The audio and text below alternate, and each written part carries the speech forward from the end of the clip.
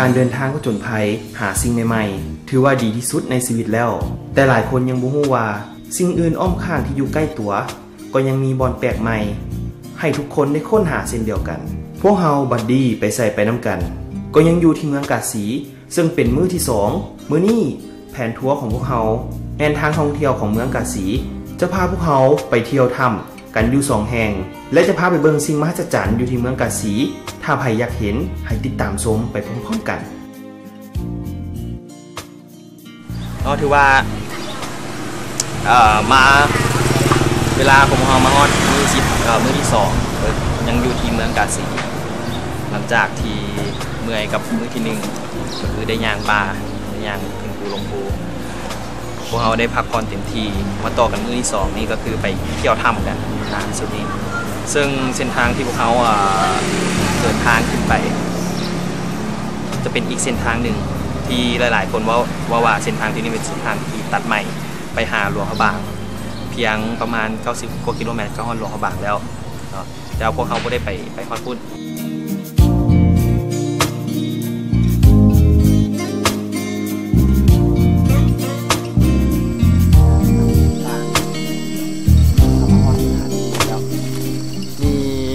มีน้ำตกนำอยู่ทางเข้าคุณก็มีข้อมูลแม่นักท่องเที่ยวมาอ่านข้อมูลกันแล้วก็ทัวร์เป็นประดับประดาปรับปรุงใหม่เลยนี่ประดับประเทศทัวร์ใหม่อันนั้นข้อมูลนี่ถือว่าละเอียดเลยนะสถานที่ท่องเที่ยวนี่มันจะมีหลายบอนที่น่าสนใจมีถ้ำขุนล้างถ้ำน้ำมีตาดมีน้ำตกอีกมีแผนที่ให้เบิ่งนำ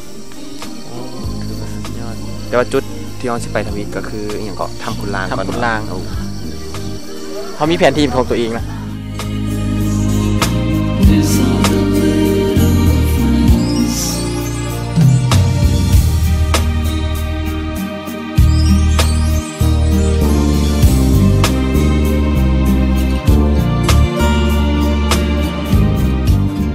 หลังจากทางอย่างเข้าไปทางดินแดนนี่ประมาณ2 กิโลเมตร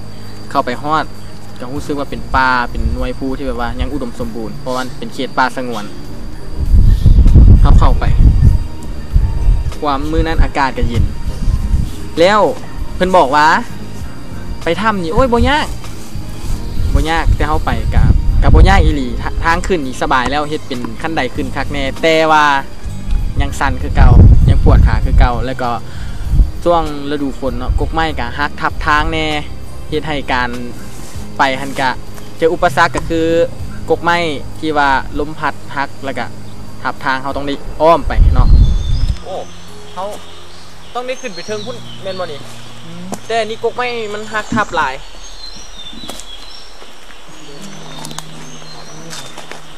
ว่าเดี๋ยวโบไปหยังโกมีมีดตัวไปทางก่อนเลยไปตัวไปทางก่อนเลยท่านผู้ชมตอนนี้เขามาฮอดท่านไหนที่ว่าจะขึ้นไปในถ้ำขุนล้างแล้วแต่ว่าท่านไหนมี406ขั้นโอ้แต่ว่างาไม่หักลงมาทับตันทางเบิดเลยบ่ฮู้ว่าสิมนเข้าไปได้บ่แต่ก็สิพยายามเข้าไปลองมึงลองเรียงเด้มันมีทาง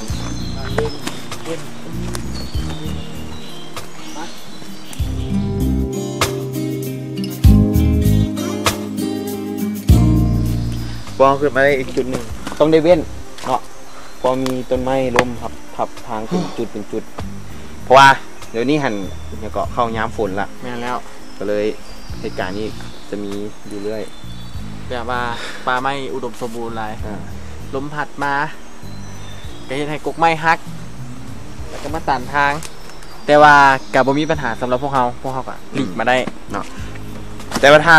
ทางที่ว่าบ่มีต้นไม้ทับก็สิเป็นทางคันใดแม่นแล้วที่เพิ่นเฮ็ดไว้ให้นักท่องเที่ยวย่างขึ้นจะขั้นเกาะ6ขั้นโอ้ไปบ่ต้องนับก็ได้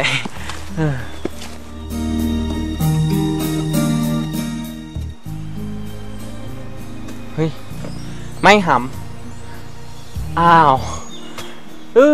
ไม่อันนี้ก็มีลูกไทโก้คงจะอ่านแล้วยางไก่ไปก่อนแล้วนี่ไม่หำอ้าว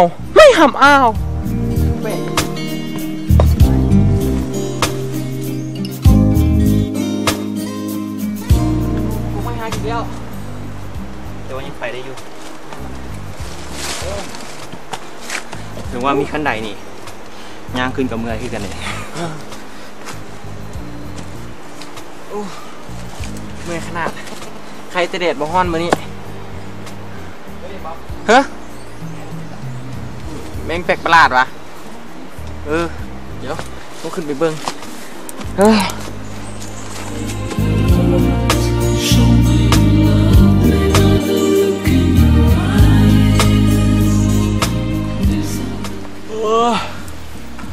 เบื่ออากาศเย็นๆใครแน่ได้จะขันแล้วก็ บ่ได้นับ บ่ได้นับบ่มีเวลาสินับเมื่อยแฮงไปเขาคิดว่าเหลืออีกน้อยหนึงแค่ใดพอเมื่อกี้นี่ขึ้นมาฮอดตัวนั้นเมื่อกี้นี่กะคิดว่าก็สิฮอดแล้วยังบ่ฮอดอีกยังมีอีกอยู่ไปสู้ๆ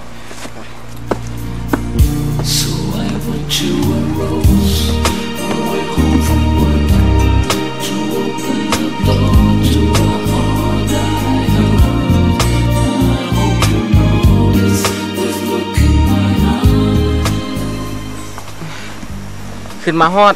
ในอีกระยะหนึ่งมันจะเป็นแบบว่าหนทางเรียบผาไปเลยหนทาง ได้ ที่ ยินเสียงน้ำตกอยู่ข้างลุ่ม แม่เพิ่นบอกว่าทางลุมนี่มีน้ำตกตาดสะไพร่เดี๋ยวไปเบิ่งถ้ำคุณดูคุณล้าง น้ำตกต่างตัดสะไพร่ ตาดสะไพร่ สะไพร่ เซอร์ไพรส์ว่าแมนสะไพร่แต่มันหมายความว่าจากไหนเขาก็บ่เข้าใจอาจจะเป็นภาษาแบบท้องถิ่น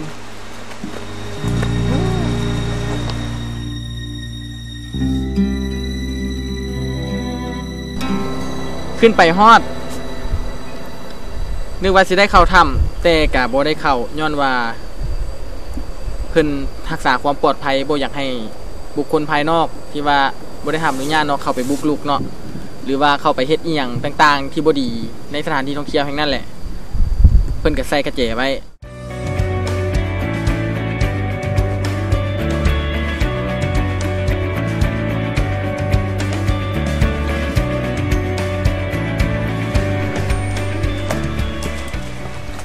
มาฮอดแล้ว มีบอลเพิ่นนั่น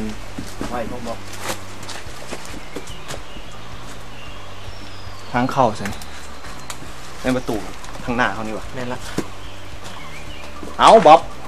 อันเดอร์ซานหัวซื้อของกระเจนี่ซานหัวแต่เขาคิดว่าเฮ็ดจังไดดีมันหลอกพอตอนพวกเขาเข้ามากะบ่เห็นชาวบ้านอิหยังเพิ่นมาเฝ้าธรรมดาอยู่บนนี้เพิ่นจะมีชาวบ้านมาเฝ้าแต่ว่าเพิ่นไปฮอดไปสวนเพิ่นก็บ่ฮู้ว่าเพิ่นสิล็อกประตูไว้ มันก็เป็นบอกไว้เพื่อรักษาความปลอดภัยทางเข้าไปเขาบ่ได้เอากระเจไปเพราะว่าบอกโกโก้ก็ขึ้นไปกระเจอยู่นำทางในบ้านเพิ่นกันมาบ่ทันเนาะแสดงว่าเขาบ่ได้เข้าไปมื้อนี้ แม่นแล้วจับเขาไปได้บ่ได้ทำคุณลางซึ่งทำนี้ก็มีประวัติความเป็นมาที่น่าสนใจหลายแล้วก็เป็นคล้ายๆว่าเป็นสิ่งสำคัญหนึ่งเป็นสถานที่สำคัญอยู่ในเมืองกาฬสินธุ์นั่นเลยประวัติคร่าวๆก็คือมันมีประวัติความเป็นมาที่เกี่ยวข้องกับเรื่องความรักที่บ่สมหวังที่มันมีประวัติหลายๆคนอาจจะเคยได้ยินนิทานเรื่องดูนางอ้วประมาณนี้มันก็จะเกี่ยวพันกันเรื่องใดดีคันลงไปลุมสุดเขาก็ขึ้นมาแล้วมีเสียเวลาหรือว่าเขาสิไปน้ำตกบนทางข้างๆนี่ครับดีไปน้ำตกห้วยสะไพร่เป็นที่น่าเสียดายที่ว่าบ่ได้เข้าไปถามว่าใจแท้นี่ก็ถ้ามีโอกาสอยากจะกลับไปอีกเทื่อนึงเพื่อเข้าไปเที่ยวชมถ้ำแต่ก็บ่เป็นหยังพวกเฮาบ่ได้เข้าถ้ำพวกเฮาก็บ่เสียใจเพิ่นบอกว่ายังมีน้ำตกตาดสะไพร่อยู่ทั้งลมหั่นก็ถือว่าถ้ำคุณล้างนี่พวกเฮาก็บ่สามารถเข้าไปได้ละแม่นแล้วแต่ว่าก็ขอบอกว่าอยู่บนนี้ก็มีประวัติความมาเกี่ยวกับความรัก ผมหัก ที่แสนจะโศกเศร้า ของ ของคุณลาง คุณลาง ที่มีประวัติเกี่ยวข้องกับคุณลูกับนางอ้ว อ๋อ หลายๆคนอาจจะเคยได้ยินนิทานเรื่องนี้เด้ อันนี้อย่างก็อันพาแดงนางอ้วคุณรัวนางไออย่างไรครับ เป็นเรื่องเดียวกันพักสอง เดี๋ยวเขาไปน้ำตกจังลุ่มกันดีกว่า ไป ไป เป็นน้ำตกเฟลแล้วกูมันนี่เฟล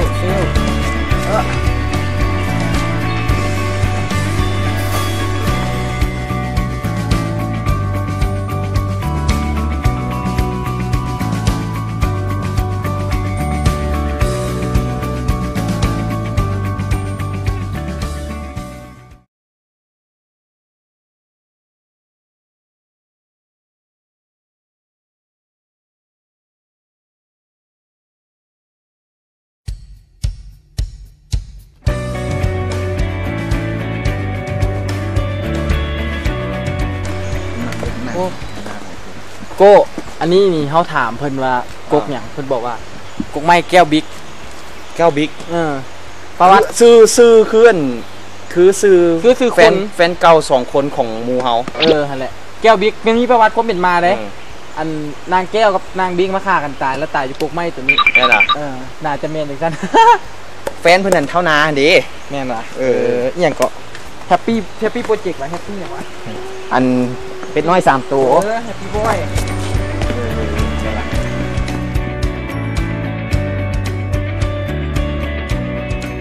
สร้างเฮ็ดคนมาเฮ็ดกันขั้นใดนี่ก็ได้ไม่เฮ็ดทุกปอกทุกปั้นใส่ ยกมือกดไลค์อีกได้ แม่นละ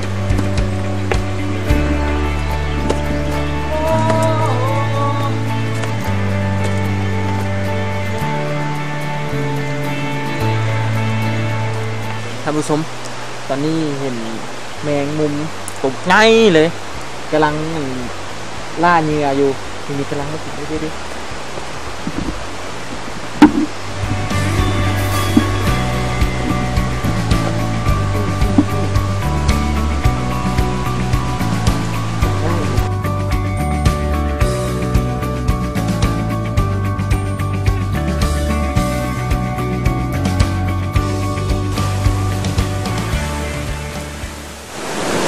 นี่คือน้ำต้มตากห้วยสะไคร้น้ำนี่เย็นนี่เป็นน้ำที่ไหลมาจากห้วยธรรมชาติโดยบ่ได้ผ่านหมู่บ้านนี่เลยไหลออกมาจากเชิงภูเลยเห็นในน้ำนี่เย็นต้มมาพอเป็นอันตรายเป็นอย่างว่าเป็นอย่างน้ำตกตัวนี้มันจังน้อยย่านว่าเป็นน้ำตกอันตาดตะไคร้ถ้าเป็นตาดไม่เท่านี่จะใหญ่กว่านี้ตาดตะไคร้จะเป็นใหญ่เท่าไม่เท่าดิตาดไม่เท่าอ่ะที่อยู่เป็นเสือ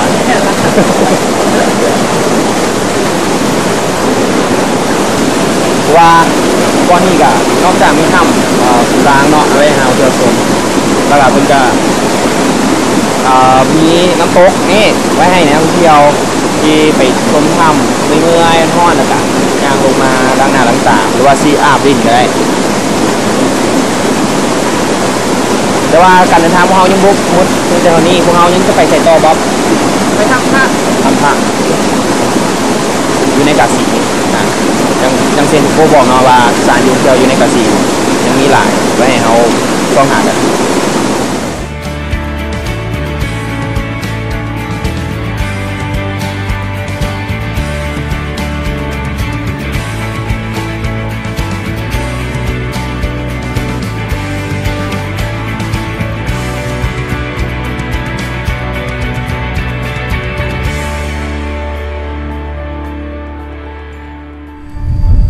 เป็นน้ำตกที่แบบว่า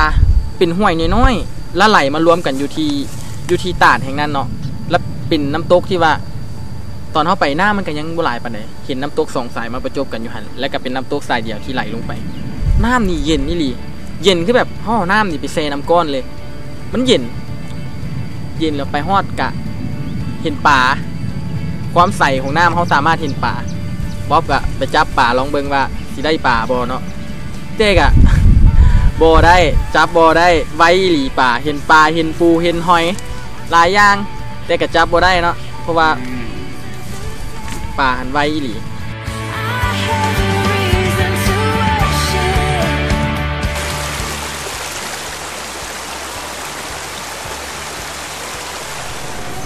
ย่างลงไปบนน้ำตกนี่ก็ถือว่าเป็นน้ำตกที่บ่ใหญ่ปานใด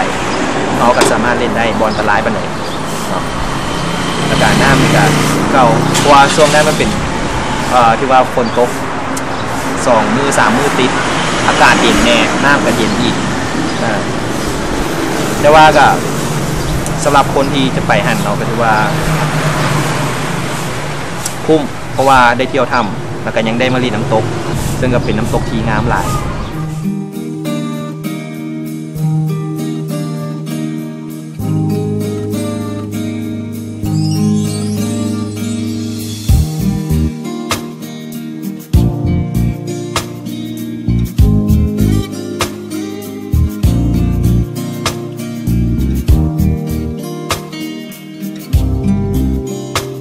ไม่หมักกู้อันนี้ไม่หนังดำโอ้ดำอีหลีท่านผู้ชมเผื่อมันจะเป็นดำไม่หนังดำอันนี้ไม่เดือดทิพย์วัดซะเขามาอยู่ในนี้ได้เลยใหญ่อีหลี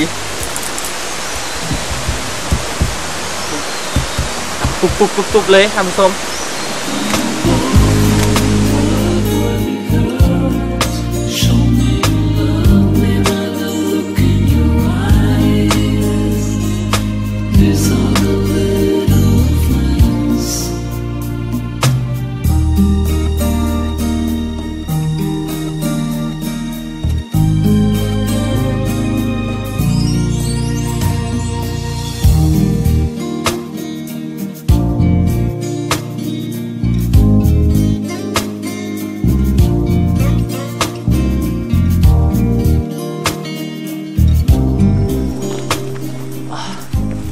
เจอหลาย ไอ้มันเจออะไรกุกไม่หักทับทางสิดิ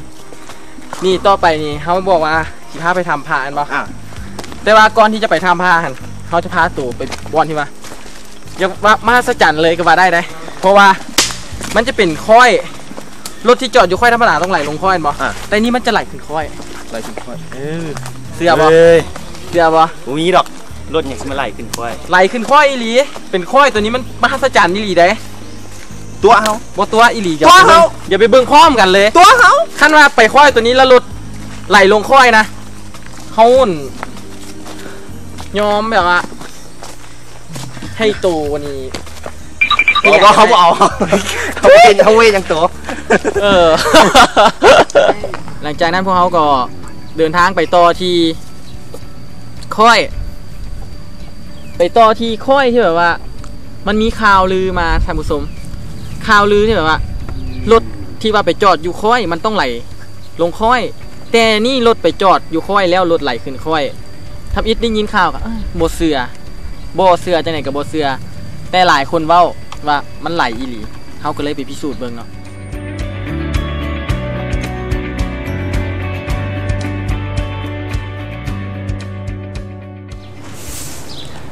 ทางทีมงานท่องเที่ยวเมืองกาสีเพื่อนการแนะนำว่ามีสถานที่หนึ่งที่แบบว่ามันเป็นสิ่งที่น่าแปลกที่สุดเลยแบบหลายๆคนเนาะก็จะฮู้กันดีเส้นทางที่เป็นค่อยนี่รถนี่มันจะไหลลงแต่ว่าอยู่หันเพิ่นบอกว่ารถนี่จะไหลขึ้นได้ยินจังซั่นก็แปลกกับทีมงานก็ตกลงกันล้มกันว่าเดี๋ยวลองไปเก็บภาพเบิ่งบางทีถ้ามันแปลกๆก็เก็บภาพมาให้ทำสมได้สมกันไปฮอดทวีนี่พวกเฮาก็เบิ่งเนาะสังเกตเบิ่งแล้วก็ตรวจสอบบริเวณแถวนั้นก็ถือว่าเป็นค่อยอีหลี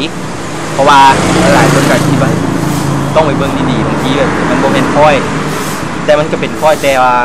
ก็เป็นค่อยที่บ่ซันหลายเริ่มการทดสอบก็คือทีมงานนั่นท่องเที่ยวของเมืองกาสีเนาะเพิ่นก็ถอยรถลงไปตีค่อยแล้วก็มอดรถไว้แล้วเพิ่นก็ป้าให้รถไหลขึ้นมาไปพิสูจน์เบิ่งกันปรากฏว่าไหลอีหลีรถไหลขึ้นค่อยไหลขึ้นจอดอยู่นี่ก็ไหลขึ้นก็เลยเป็นอย่างนี้ว่าโอ้แปลกบ่ฮู้ว่าเป็นย้อนหยังรถจึงไหลขึ้นเนาะแต่ว่าตามสายตาของคนเฮานี่ไปเบิ่งนี่มันแม่นค่อยอีหลีแต่รถไหลขึ้นค่อยแต่บ่ฮู้ว่าทางวิทยาศาสตร์เพิ่นสิไปเบิ่งใน ในแบบใดเพิ่นน่าจะมีอีหยังที่ชี้แจงได้เนาะแต่เฮาก็บ่เป็นหยังเฮาก็แค่ว่าไปพิสูจน์ว่ารถอยู่ค่อยแล้วไหลขึ้นค่อยได้เฮาก็โอเคแล้วก็ไปก็โอ้รถไหลขึ้นค่อยเป็นอย่างที่แปลกแต่ว่าถามว่าคนถ้าว่าบ่ฮู้ว่าจุดนั้นอยู่จุดใดนี่ก็ต้องได้ถามกับทางของการท่องเที่ยวเพิ่นเนาะบ่ซั่นนี่ไปนี่เฮ็ดจังได๋ก็บ่ฮู้เพราะว่าบ๊อบเองก็เคยผ่านทางนั้นไปแล้วเทื่อนึงเพื่อลัดไปที่เมืองหลวงพระบางแต่ว่าก็บ่ฮู้ว่าอยู่จุดนั้นนี่เป็นจุดที่ว่าเพิ่นซาลือกันกะกายไปแต่ว่ามือนั่นที่ว่าไปนี่ก็เพิ่นพาไปจนว่าฮอดจุดเลยก็โอเครถไหลขึ้นค่อยอีหลีหลังจากนั้นเฮาก็ไปที่ถ้ำนางนอนถ้ำพระถ้ำนางนอน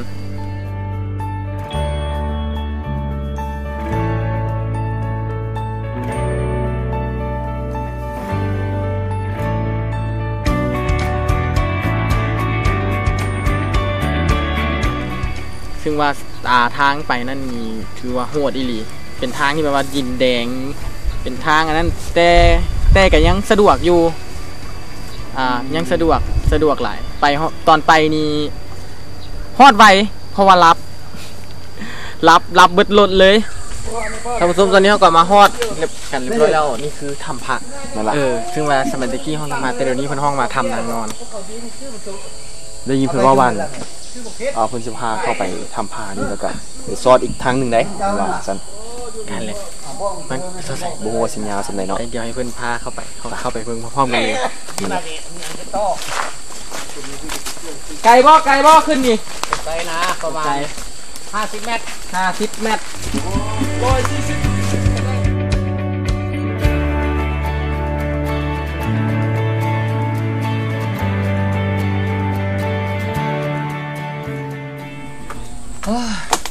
ตอนนี้ก็มาฮอดปากถ้ำกันแล้วท่านผู้ชมนี่เพิ่นฮ้องมาถ้ำนางนอนนั่นแม่นบ่หรือว่าถ้ำพระเนาะถ้ำพระถ้ำนางนอนแล้วพวกเราไปฮอดหันก็จะมีของท่องเที่ยวบ้านท่องเที่ยวบ้านเพิ่นจะมาต้อนรับเพราะว่าในแต่ละเมืองเพราะว่าในแต่ละแขวงในแต่ละเมืองในแต่ละบ้านมันก็จะมีแต่งตั้งกันก็คือเจ้าหน้าที่ที่จะนำพาไปเที่ยวหรือว่าเจ้าหน้าที่ที่เก็บกำข้อมูลเกี่ยวกับเรื่องสถานที่ท่องเที่ยวไว้เพิ่นก็ใส่ล็อกไว้คือกันเพิ่นก็มีประตูมีหยังแต่ว่ามีอ้ายเพิ่นนี่มาไขให้แม่นแล้วท่องเที่ยวบ้านถามท่องเที่ยวบ้านได้ถามอ้ายเพิ่นซื้อหยังเราสิพาเฮาไปอ้ายซื้อหยังอ้ายเลาะซื้อบัวเงินโอ้อ้ายบัวเงินเพิ่นสิพาเฮาเลาะเข้าในถ้ำมื้อนี้แม่นล่ะเพิ่นสิพาเฮาเข้าถ้ำแต่ละเทื่อนี่ไปนำโก้พาเข้าถ้ำเนาะแม่นล่ะมีหอกมีหูมีถ้ำอยู่นี่ก็มีประวัติหลายเนาะที่น่าสนใจหลายเดี๋ยวเขาเข้าไปทำเบิ่งก่อนเนาะเขาย่างขึ้นไปที่ปากถ้ำความรู้สึกย่างขึ้นขั้นใดขึ้นไปฮอดปากถ้ำปุ๊บจะมีลมออกมาจากปากถ้ำเฮ็ดให้แบบความรู้สึกแบบเย็นคือแบบนั่งอยู่ห้องแอร์เลยนะปากถ้ำนี่เย็นแม่นละมีลมทางออกมาเย็นละถ้ำนี่มันซ่อนบ่ซ่อน3 สั้นลม3 สั้นโอ้3 สั้นเล็กหลายเขาสิไปซ่อนอีกฟากนึงแม่นบ่นี่โอ้มาฮอดนี้แล้วเวลาของทางรายการก็ใกล้จะหมดลงแล้วได้การเดินทางไปที่เมืองกาสีก็ยังหมดเทื่อติดตามชมได้ในอาทิตย์หน้าต้องขอบใจน้ำโครงการท่องเที่ยวของเมืองกาสีและเงินผักสมจิตที่อำนวยความสะดวกในการถ่ายทำกับรายการบัดดี้ไปใส่ไปน้ำกันของพวกเขาในครั้งนี้และขอบใจน้ำผู้อุปถัมภ์ใจดีของพวกเขา Honda ตอนนี้พวกเขาทีมงานบัดดี้ไปใส่ไปน้ำกันขอลาท่านผู้ชมไปก่อนสบายดี